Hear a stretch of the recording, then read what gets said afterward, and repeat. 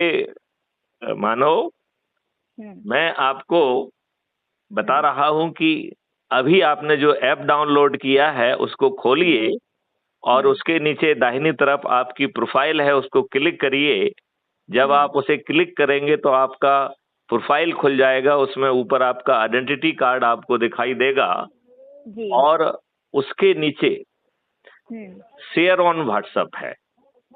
तो व्हाट्सएप का जैसे ही आप क्लिक करेंगे तो ऐप एक मैसेज को जनरेट करता है, एक आपकी खुद की आइडेंटिटी लिंक को जनरेट करता है। जो लोग भी उसके माध्यम से जुड़ेंगे उनके रेफरेंस में गीतांजलि जी का नाम आ जाएगा और अच्छा। गीतांजलि जी को 100 नंबर मिलेंगे उसको जोड़ने का। तो ये प्रक्रिया बहुत महत्वपूर्ण है, कथा का ये अंश बहुत महत्वपूर्ण है। तो जैसे ही आप इसे खोलें तो अपने शब्दों